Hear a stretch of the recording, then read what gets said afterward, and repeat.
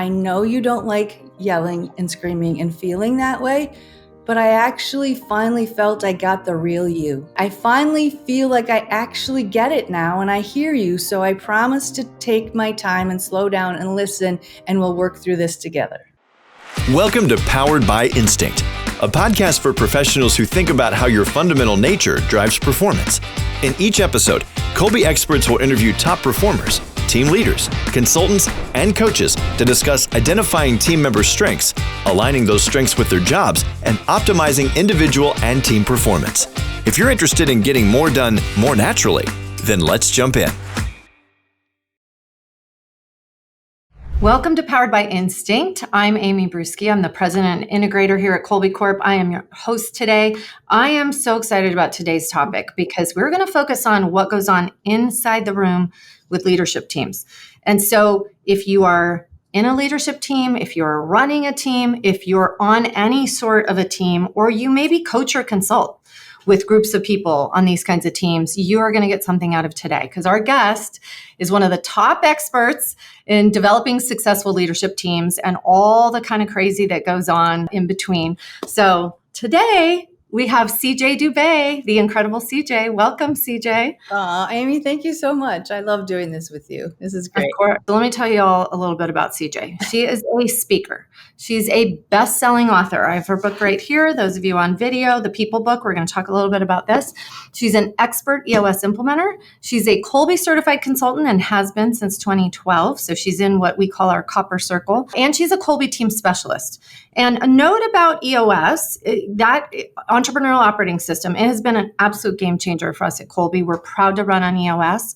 Kolbe is one of the trust builder tools in the EOS toolbox, and CJ happens to be our implementer. So talk about leadership teams. Our leadership team at Kolbe, this is the person that tries to wrangle us and get us to do what we need to do. We've got the right person in today to really talk about this topic. Now, my Kolbe result is 3583. CJ's is 4483. Is that correct? That CJ? is correct. That is okay. So we're going to dig into her strengths a little bit later. So I'm a 3 in fact finder. She's a 4. I don't know. This could be a very quick conversation. How that goes, what depth we go into. Okay. Any of you that want to learn more information about EOS, by the way, we have a great podcast with Mark O'Donnell, who's the CEO of EOS, that really talks about that operating system for growing companies. So please feel free to go there to get more in depth with that. All right. So CJ, let's just start about the book you read or the book you wrote. I want to talk about the people book. It focuses on the people component. Tell me why that is so important. And I'd love to just highlight a few of the key learnings. I know there's some pieces maybe that are a little different than the way that some people think about people in the organization. Right. So the people book really is a deep dive on one of the 6 key components that make up EOS worldwide. But out of surveys that have been done, 82% of all leaders, whether it's an owner, visionary, manager, they feel 82% of the time their biggest stress in their jobs and their business is people, which really prompted us to deep dive on that people component. And there's so many parts because ultimately we're thinking about how do you build an intentional culture and what does that look like to build an intentional culture?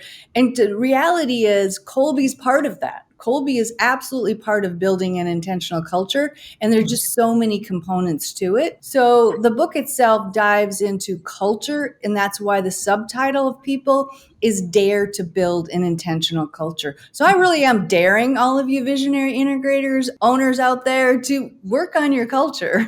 Oh, yeah, because that's, as you're saying, we hear this all the time. That's the proverbial what keeps you up at night. It's getting up in the middle of the night or first thing in the morning and you're thinking about some kind of a people problem that you already have. Tell me what components go into building an intentional culture. What are some of the things we focus on? And I'll tell you, one of the things I loved is that you talk about putting the love in it, which is, I think that is something that I remind myself all the time when I have to make really difficult decisions. So can you tell us about that? Well, there's a couple of things. So let me just start with, the put the love in it. If you think about the greater good of your business, right? So greater good for us equals every single word of your vision traction organizer, which at the simple way to say that, that's your 2-page business plan. So whatever your business plan in, the greater good needs to equal your business plan, right?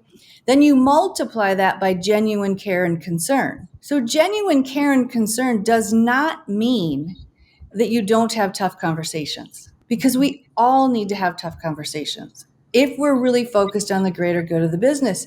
And, as I joke, but kind of true, is we hired Cousin Fred. Cousin Fred's been with us 10 years and he probably should have been gone after year 1. But we don't do it. We don't be brave. We don't make those choices. We don't pick the right people. And that's the whole topic even of today is teams, right? And when you have a weak link on your team, it affects the culture and it affects the whole. That's absolutely right. And it's interesting that you use an example from a family business because we work with a lot of family businesses. We are a family business. And I think that it's so much easier sometimes to get caught up in the relationships. But we share some of the same personal values, but sharing the same personal values isn't the same as sharing the same values in the business and how you make decisions and what you need to focus on. And so always going back to, who's the right person for a given task, and is this person the right role? And frankly, if you really care about someone, you're going to want them to be in a position to thrive. And most of the time, whenever I've had those tough conversations, the person is actually relieved. Yes. And I spent 25 years in the placement industry before the last 15 of being an implementer. So 40 years worth. And every single time someone finally lets that person go or coaches them out, just helps them, coaches them out, right? Every single time the rest of the team goes, why did it take us so long? Right. No, why did it take you so long? Because we think we're caring for that person, but we're not always caring for them. So genuine care and concern, my point is, it is sometimes we have to have tough conversations. That's good. Okay, so let's talk about, take us into the room with leadership teams that you work with. And you have the benefit of you're doing these full day sessions at least once a quarter, maybe once a year, you do 2 days with teams, and you're looking at teams over the long haul. So I think that's a unique perspective because I tend to go in, I work with a team for a half day or a 1 day, and then I'm out a lot of times. I'm not getting to see what happens over time. Let's start a little bit with, with that unique perspective, what gets in the way of solving issues long term, or what are the biggest challenges that you see with that? One of the things that I teach, and it's actually harder than you think, and I think you can relate to this, it's that willingness and actually becoming open, honest, and vulnerable. I mean, we say we're open-minded. We say we're going to say things honestly, which most people say things honestly, but are you willing to be vulnerable and open yourself up? So we all kind of cover ourselves up a little bit and try to figure out, and then you add a person to a team or subtract a person to a team. It affects the whole of the team. So the more willing someone is to be open, honest, and vulnerable actually helps the leadership team to be better. Now, having said that, there's a whole lot of other tools that go into helping a leadership team be their best, which of course Kolbe is one of them that I use on a regular basis, and I keep their Kolbes in front of them. So when they walk into my room, their Kolbe MO is sitting right in front of them. And you would be surprised how many times in the session, almost every session, people look at it, they're reminded of it, and then they relate to it. And when we're solving issues, right, we have to identify the root issue, we have to discuss it and solve it. When we're doing those things, our Kolbes kind of come into that as well. Right. Oh, yeah. Can you give us an example of that or talk a little bit more about how that happens? I have a real example as of yesterday. Company not to be named. Sure. Okay. But seriously, I have ultimately to what I use say insisting, they were 8 fact finders. One of the 8 fact finders, though, was not a follow through. And then the other is definitely, she's an 8-8. Right? She's an 8 fact finder, an 8 follow through, a 2 quick start, and a 4 on implementer. And we had a blow up. And why did we have the blow up? Because the leader, our visionary, is a 10 quick start. Oh, yeah.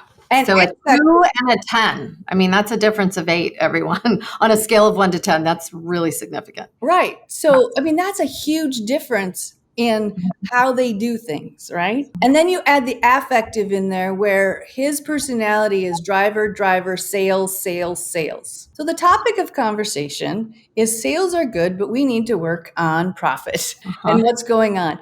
And she's speaking but she's feeling very, very unheard. She's just not feeling heard. And affectively, she's quieter. Her personality's quieter. She likes to live in her own fact-finding world and get things done. And she's just not, that's who she is, which is wonderful. So she gets frustrated, and I get this.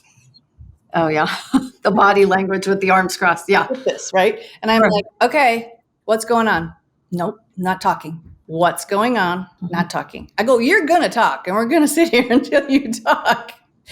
Well, she let it out, and she let it out, and she let it all go. And she was mad and angry, and I just let her go. She needed to get it out because the frustration was, you don't want to hear my facts. You don't want to hear what I'm doing. You don't want to hear how much work I'm putting in. You're not respecting me. That's how she was feeling. This happens in teams all the time, right?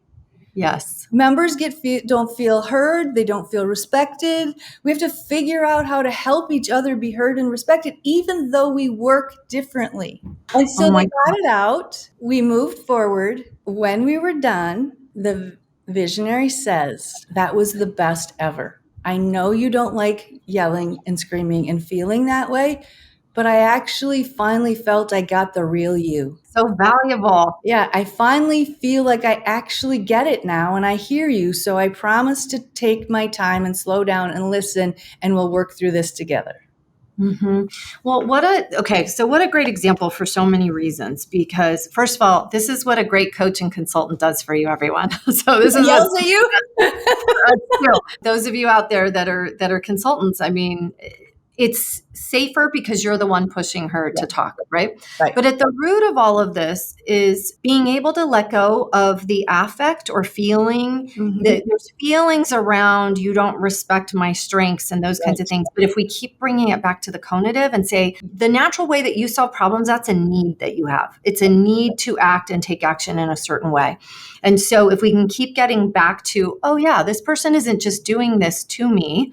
This person with a very different Kolbe result can't even imagine my need for facts. And so he needs to keep challenging himself to listen differently, right? Right. And then she needs to, of course, be respectful of his need to do brainstorming or whatever it is he's going to say. But if we can keep going back to being on the same page cognitively, then we can let go of some of the affect. But also what you did on that is masterfully made sure that it came up. Because I think for years, I know I was taught early in my career, it's not professional to share any of your feelings. And it doesn't matter, who's respecting you or not, just like get it done. And so I think knowing that underlying thing can just fester and fester. Yeah. And it's not going to go well when it finally comes out. So I love that example. And the open, honest, and vulnerable, thank you for bringing that up, because I think sometimes, tell me if you agree with this or not, I think if you're listening to like Brene Brown or something like that, we're thinking being vulnerable is always just sharing your feelings, but it is also being willing to speak up when you disagree. Yes. And we know that all of the good research around emotional, intelligence and things show that teams that have a level of trust and I can be who I am is a huge foundational. There's actually proof and research behind that's what you need to have a successful team. 100%. And that is why Kolbe is one of our trust builders. And so vulnerable doesn't mean you need to be, as I might say, a puddle in the corner. You don't need to be that. But vulnerable is, give us your idea. Give us what opportunities you see that we should be doing. And say no if you need to say no. And a lot of people we have a lot of suck it up syndrome in teams and companies because people don't open their mouth. They just keep doing and doing and doing until they hit burnout. I mean, if you are in your natural flow, is how I say it in the people book, you're in your natural flow of doing your job and doing your job well. You're just flowing. You're great. Everything's good. But all of a sudden, the challenge of your job gets more, or your skills are being pushed.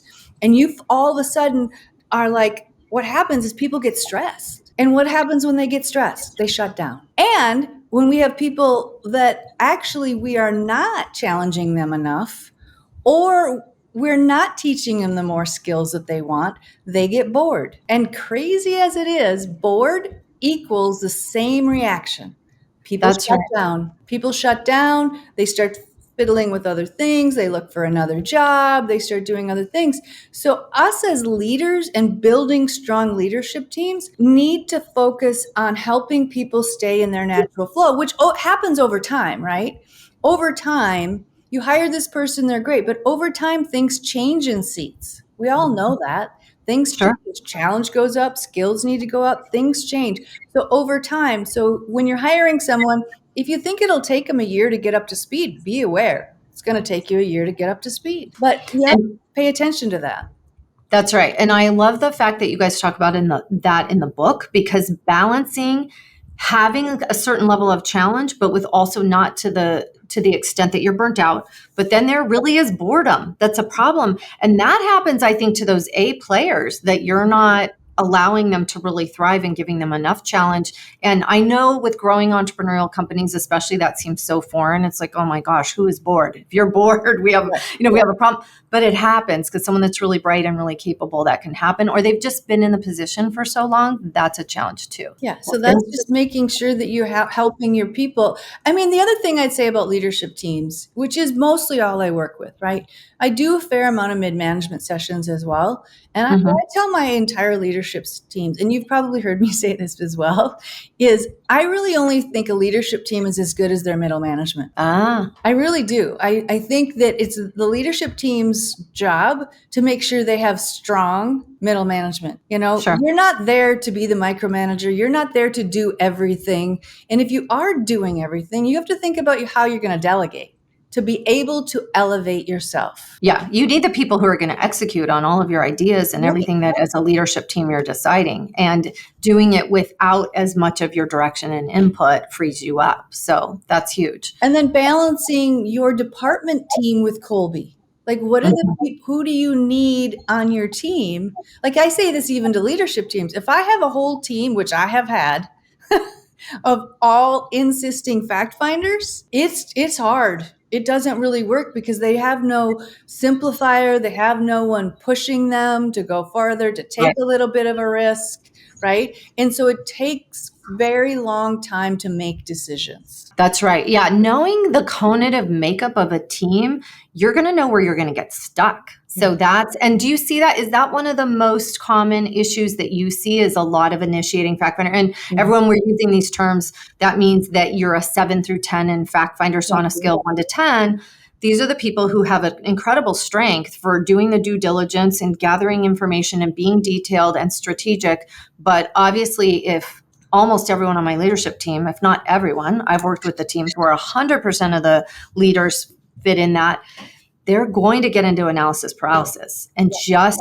at least knowing that means you can catch yourself a little bit when it's happening, but you still need someone to balance you out. Yeah, you need someone to push you a little bit and say, okay, we have enough facts. We need to go.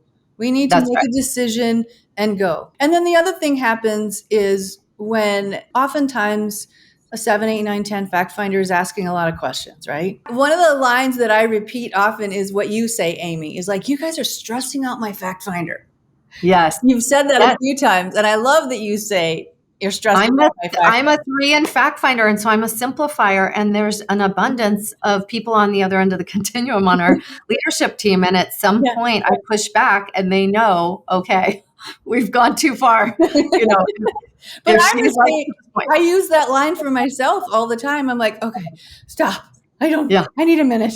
Right. So that ability to have the people who are really going to make sure we don't get in trouble because we have all the data and the facts, but also someone has to see the forest for the trees, right? And so that's being able to keep that high level and get us down to a couple bullet points is key too. One other thing I see sometimes is the entrepreneur, especially, who's the initiating quick start and then has several people on the team that are 1, 2s, and 3s in quick start. So they're a visionary. They keep pushing for change and innovation. And it's incredible because we need to stay one step ahead of the competition. But they have an abundance of people on the other end of the continuum who their strength is really to stabilize and, push back against change if it's too risky.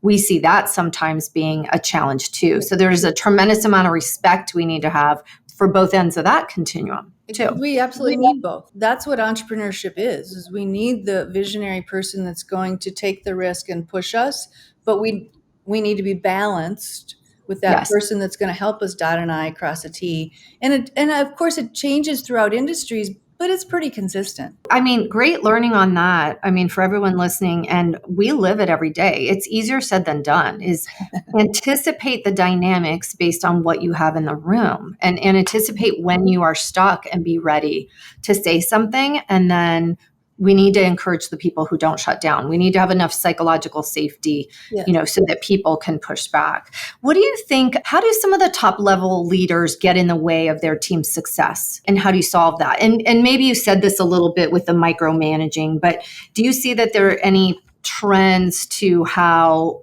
leadership teams really get in the way of other people? And it could be just the top leader in a leadership team, or it could be that team downline. I think the more collaborative a team is, the more that a team is willing to hear each other. There are times over the lots of years that the owner comes in a little more control and command. And, in today's world, most people don't want to work under control and command because they want to see the value they're giving and how they participate, and they want to know that they're the subject matter expert in their area, right?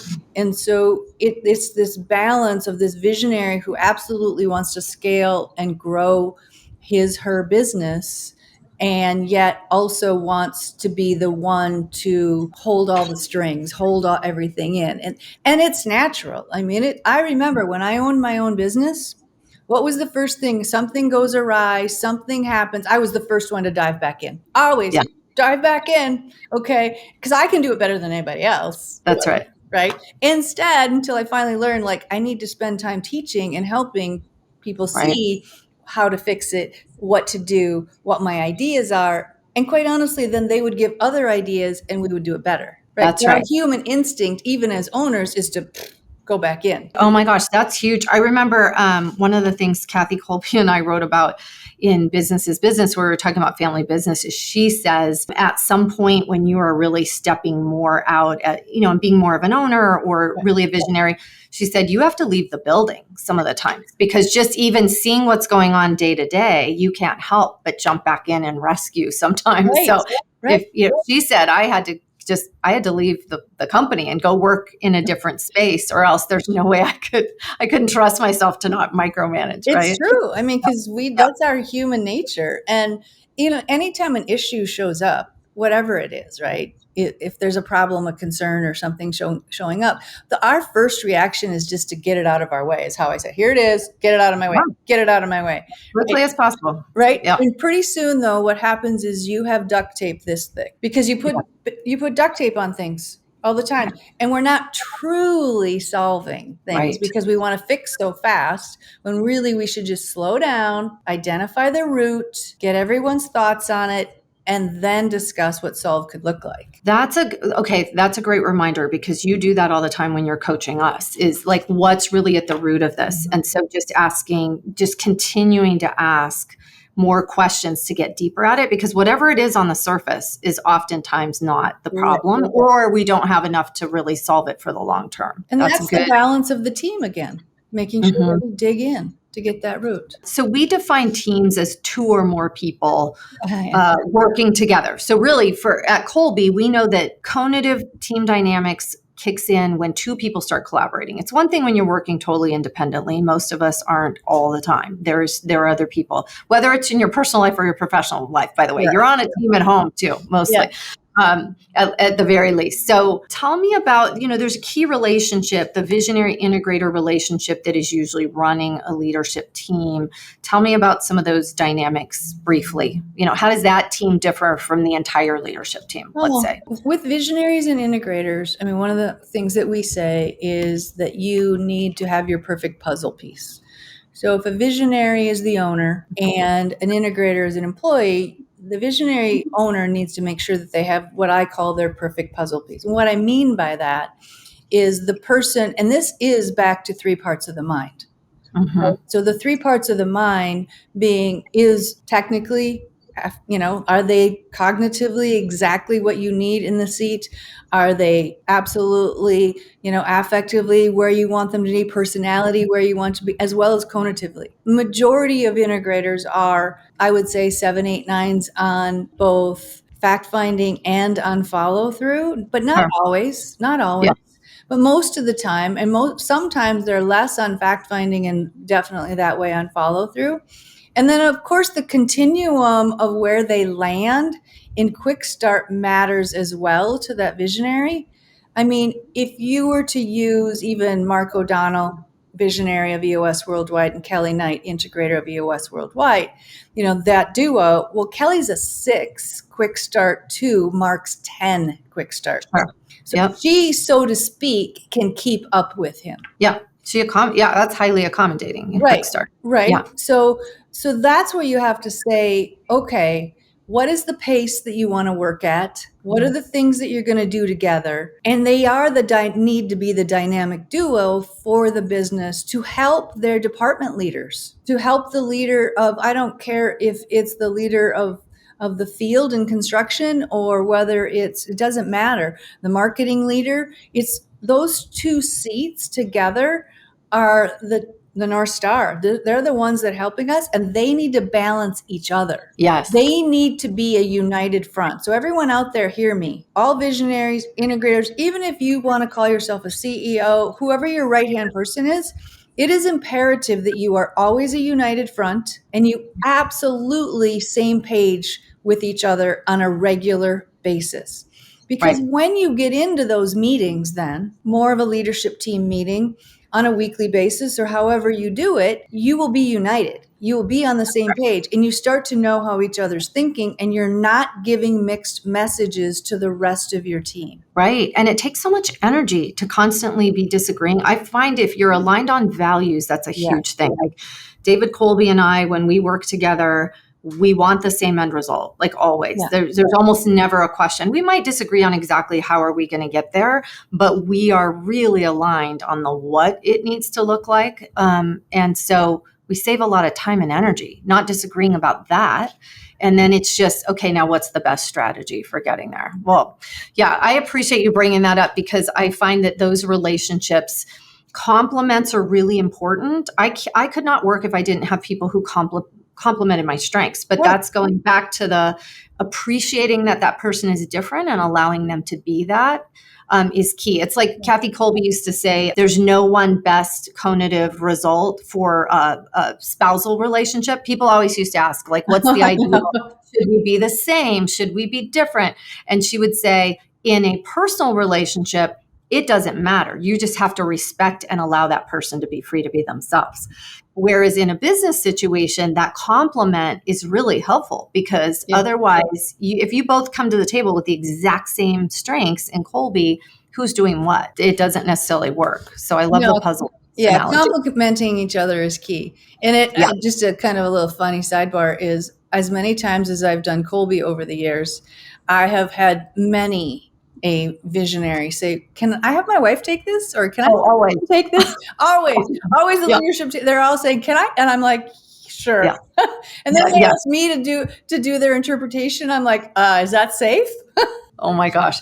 Yes. Because they immediately start seeing examples from their personal life, right? Yeah. Okay. Well, that's a good segue to talk about you personally. Let's talk about you because our audience loves hearing how your own instinctive strengths have affected your work and career over time. You know, you've had a long career. You mentioned it briefly of doing so many different things. Tell me what kind of businesses you were in before and kind of how did your instincts help you to get where you are? So majority 25 years prior to becoming an implementer, I was in the placement industry. So I did work for the large international staffing firm, had 5 divisions downtown Minneapolis.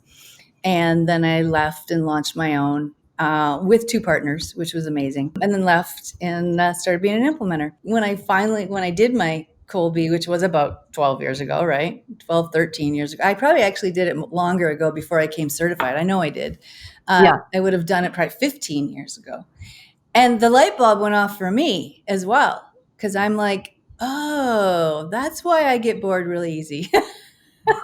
That's why I want to go try this thing or try that thing because I'm the risk taker. I lead with risk, right? I'm a quick start. That's what I lead with. And if I get really interested in something, though, my fact finder will ratchet up and I'll spend hours looking and studying and figuring something out only because I want to go. And affectively, I'm a people person. I mean, that's just who I am. And so me being in the placement industry for all those years, it was matchmaking. At the end of the day, that's what I was doing, was matchmaking. But what I learned, like even when I go back to the international staffing firm, ultimately I was hiring subject matter experts. Think of it like an accounting expert, right? A CPA, Right. someone like that. And they didn't want to be practicing CPA anymore. They wanted to go into a sales role. They had no sales experience. Oh, geez. So, Yeah. but industry wide, they want the expert and they want to teach them how to sell. So if only I could have had Kolbe back then. But Yeah. that's what I would do is I did a lot of hiring over and over, and I'd hire the subject matter expert, and then but I was always looking back then. I think I was looking more, thinking more affectively, but in all reality, I was looking to see if how much of a risk taker they were. How Sure. much were they willing to push themselves to not do, I mean, analysis paralysis. No, just pick up the phone, please. Right? Yeah. Just keep Just start dialing. just keep calling people. Instead, they want to research, for a half an hour before they pick up and call that person they want to talk to.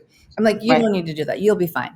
But that's part of the whole, if I think about it, that's where my natural risk-taking, quick start tied to my affective would teach people, push people, help people, take the risk. Come on, you can do this. Let's do Right. this. But then I had to teach them, this is the process, this is how it works. So there was a fair amount of my adaptable, my accommodating fact finder and my accommodating follow through that had to be there. Because number one, I had to hit numbers. At the end of the day, it was a sales role. For years, I said I'm only two things, a salesperson and a recruiter. I might be a little bit more than that now, but I had to teach and I had to adapt, accommodate myself to be able to stretch my fact finding and push the follow through. We had to hit numbers. Here's the deadline. We have to hit them. And all of that I would do through training and teaching and coaching and helping other people do those things. Right. Well, that sounds like the perfect marrying, as you said, your personality and your affect. And you want to work with people. You're obviously fascinated by how can we maximize the strengths of each person, those kinds of things. And you're a teacher at heart. Yeah. And then marrying that with your strengths, your 4483, that's super interesting. Can you think of a time, we tend to call it good advice gone bad, when you've been given all this advice about how to get things done, how to be an entrepreneur, how to solve a problem. This is how you sell. Can you think of some examples of good advice gone bad at all over your career that you were either given that didn't work for you or that you think is maybe overused? So for me, I know it was, make sure you've got all your facts and justify all of your decisions, and you have to have your strategy before you move forward. And that I need to just jump in and start experimenting to get things done. But I had a boss that kept telling me, where's your strategy? Show me where your plan is. And that was so stressful for me. That was the role that I really couldn't stand the most. What about you along the way? It was, the more my career progressed and the more I got promoted and things like that, the more they wanted reports, long reports, big reports. And that's not me. I say things in 3, maybe 5 bullets. That's just my style. That's how I do it. You're not going to get. And so it was very stressful when I had to go lock myself in a room and build reports and work on reports and do that kind of thing. And yet I still know I was me because I still had to bullet everything. Sure. It's I just was like, but it would be so overwhelming to think that I had to get it done and know that I was giving them what they wanted. So that was the stress of it. I was much happier just literally interviewing people, doing placements, working. I believed in strong CRMs. I believe in good information I believe in all of that. But if you want a 20-page report, I am not your gal. There's just no way. I really do think AI is going to help us so much more with this in the future, That's because true. I think I could have started with some good basics and then just had AI, figure out the details along the way. But, what a waste of your talents and your strengths. So if we have an organization where every leader has to do things the same way, you were more valuable to the organization if you were with the clients and selling to the clients and actually doing the other piece of it versus generating reports. Right. Which is ultimately why I left, per se, corporate America, because it wasn't me. Yep. It wasn't me. And they, at the time, actually got frustrated with me because I would pass on a promotion. Because the promotion was administrative and writing a bunch of reports. I'm like, that's not me. It's not who I am. But that's brilliant because you knew that. A lot of people don't. They'll take any promotion because that's what you should do, right? We were taught that, oh my gosh, you just keep moving up, but you were able to say, that's not going to be good for me. And so I hope that we can do that more and more with our young people and coach people in their careers along the way, to say, it'll all work out. You can still move up. It's just, you might have to do a lateral move and then, a difference. And even with your family, I encourage everyone so all of my children, and Amy, you know this, I have 7 children, everyone, and they all have spouses. And yes, every one of those spouses have had their Kolbe done. Of course. And grandkids, right? But here's my point. And I've used this, I think it correlates, is the education system is built for people that are high fact finders and high follow through. And my son, Logan DuBe, 26, he is a 2397. And so I started his Kolbe journey at the age of 12. And yes, he's 26. Yes. And how it helped him was to know himself. Therefore, he was able on his own to go talk to a teacher. And when he was in college, talk to a professor and literally explain how he learned best. Now, he had, IQ-wise, was very high, but how he worked was different. Again, knowing how you work and knowing how you do things is so beneficial to yourself, but you can help educate others on how to work with you. Mm-hmm. Right?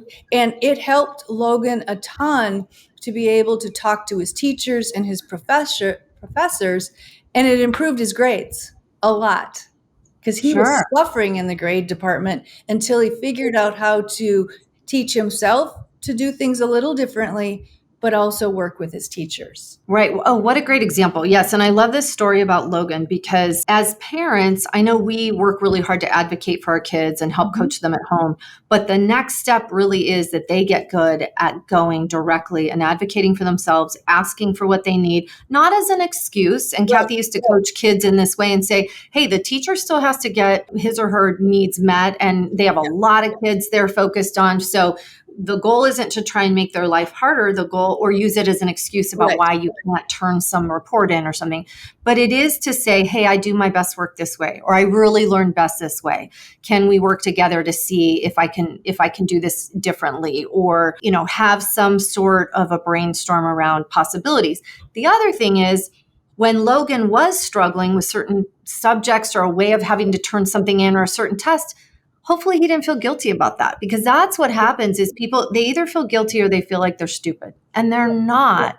It just isn't being done in a way that works for them. So being able to let that go, that is the biggest gift that we can give our kids, is being able to understand, no, you have these strengths. When you're in a position to work against them, it's not going to feel real natural, and it's going to be a little bit of a struggle. Yeah, it helped him a ton when just pure communication. Oh my gosh. I love the personal examples, and they do translate, back to the workplace too, because let me just tell everyone listening, if you haven't done these kinds of activities with your team yet, back to your leadership teams, what you said was tell other people how to work with you, or tell other people what they need. That's what we have to do in our leadership teams. So the 2 activities that I love to give people are, what's one tip for working with you? Yeah. So go around the room and say, hey, here's one tip for working with me. And people say, here's what I need, or please, start an email with the bullet points, or allow me to ask questions before you want a decision from me. I'm not going to answer you off the top of my head, whatever it might be. So what's one tip for working with you? And the other one is, when I'm stressed, I need. Like, what do you need when you're stressed out? Because I think that being able to do that with your kids too, it's huge. But your leadership teams need the same stuff. So I love being able to mix the family examples with work, because it really is very, very similar. It really is similar. And being able to be, again, open, honest, vulnerable, and communicate how you like to communicate. Even if you go to communication from the standpoint of how you work, yes, but do you like email? Do you like text? Do you like a phone call? Right? That's right. What is the best way to communicate with each other? Because some people just want a bunch of emails. I don't. And, right.